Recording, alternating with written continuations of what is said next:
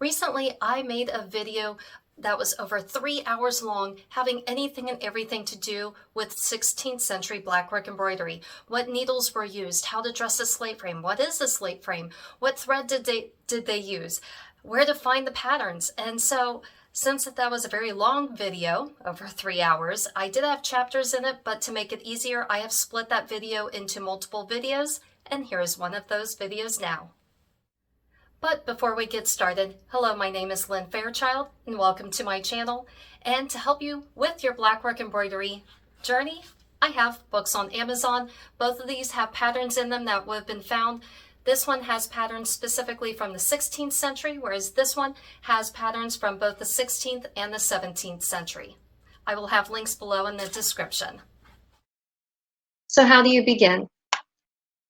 First, you want to weave your thread in and out, typically through the fabric. I shouldn't say typically, sorry. Going ahead of myself. Yes, so first you want to weave your thread in and out through the fabric. Typically I work left to right, and I count approximately every third or fifth hole per stitch in the linen fabric. And once you are at the end of the line, then the return journey begins, and that's where you fill in the spaces. And then when you are done, you want to weave the tail of the thread into the pattern on the underneath side. You also do this at the very beginning when you start off. So when you start off, you'll have a little bit of the tail on the underneath side, and you'll just weave it into the pattern as you go left to right, and then return, and then the end of your thread gets woven in at the same place your tail was.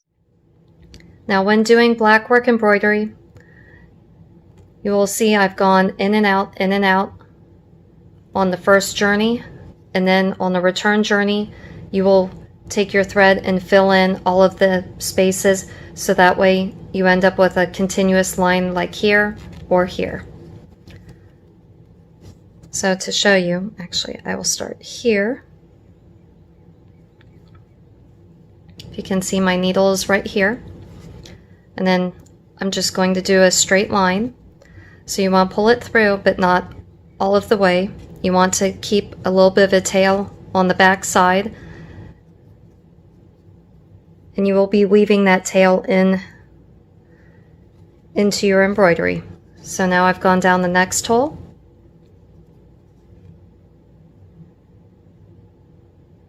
and as you can see, I still have that little tail right here.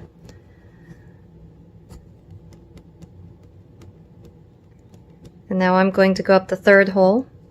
So as you can see, I've gone up the first hole, down the second, and now I'm going into the third hole. And on the backhand side, I am making sure that my tail is in between the two threads, so that way it's being secured.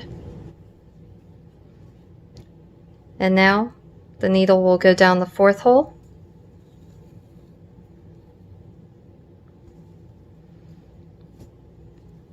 And to give you a visual for the back side, I'm going to hold the tail like that.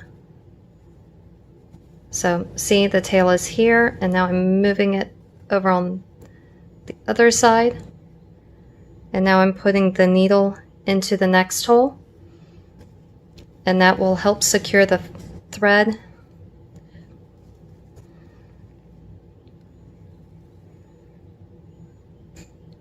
Like so. And you want to make sure to keep your tail nice and taut. That way it will blend in with the line.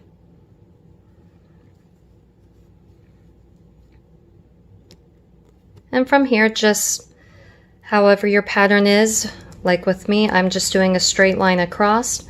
So you just continue with your pattern going from left to right. Then you will start your second journey. So if this was the end of my line, now I'm going to start the second journey, and I will now be working right to left. And from here, I'm just going to fill in every hole.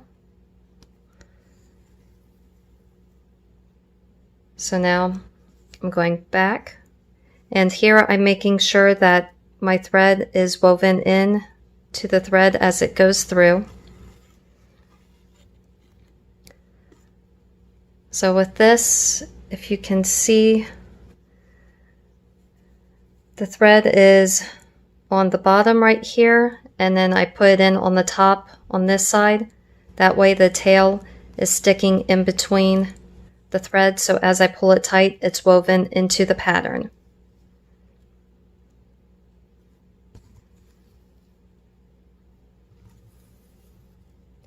And as you do this, you can start to see your single line starting to appear. And now your line is reversible right there. Now that I'm done with the line, as you can see, I have my thread here, but I need to finish off my end. So what I'm going to do is I'm going to weave it into the line.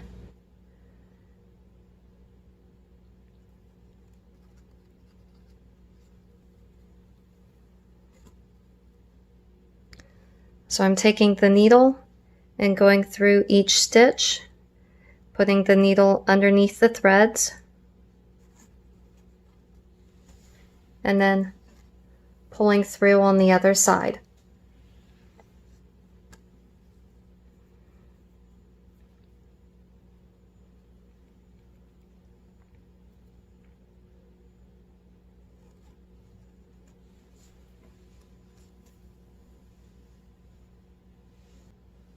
Once you are done, I like to give it at least ½ inch to an inch worth, just to make sure everything is not going to unravel later. But once you are done doing this, I'm going to do one more. Then you just want to cut the thread as close to the embroidery as possible without hurting the embroidery. There we go. Thank you for checking out my YouTube channel. If you enjoyed this video and would like to watch more of my videos, please follow the links on the side of the page. Please select thumbs up that you like the video. It helps with the algorithm. If you have any questions or comments, please post them below. And please click subscribe and ring the bell to be updated when new videos come out.